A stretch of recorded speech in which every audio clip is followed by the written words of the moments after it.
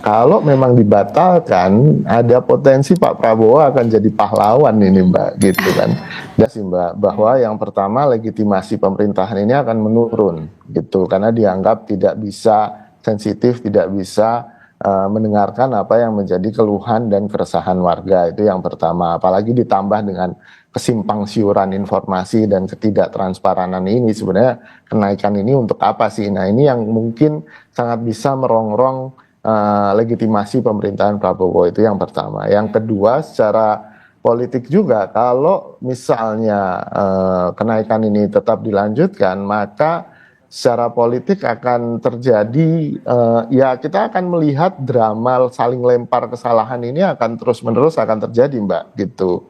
Karena tentu tidak ada yang mau disalahkan kan, dengan kondisi yang memang mungkin menimbulkan protes di masyarakat atau keresahan masyarakat, dan saling lempar ini menurut saya akan jadi tren ke depannya gitu, saling lempar masalah entah itu antar partai politik, antar menteri atau antar institusi atau lembaga pemerintah, dan ini menurut saya akan bahaya. Pada akhirnya kan masyarakat akan mendengarkan siapa gitu kan, kebingungan ini yang akan menambah ketidakpuasan dan delegitimasi bagi pemerintahan Prabowo. Ini yang menurut saya kos yang paling besar bagi pemerintahan Prabowo. Kalaupun dibatalkan dan dengan komunikasi yang bagus, dan menurut saya tim komunikasi kepresidenannya Pak Prabowo canggih-canggih kan itu, mereka kan ahli-ahli semua dan harusnya bisa lebih baik lagi kemudian mengkomunikasikan ini sebenarnya untuk apa dan kemudian kenapa harus naik. Ini yang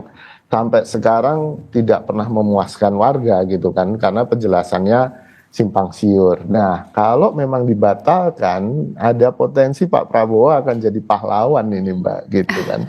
Dan menurut saya akan luar biasa secara politik, bahwa di sini Pak Prabowo bisa menunjukkan bahwa dia memang peduli, dia terhadap rakyat, dia memang tidak kemudian disetir oleh pemerintahan sebelumnya yang dia harus mengikuti apa yang sudah diputuskan sebelumnya, dan dia kemudian punya lebih banyak dukungan warga, dan secara politik itu berarti legitimasi yang sangat besar gitu.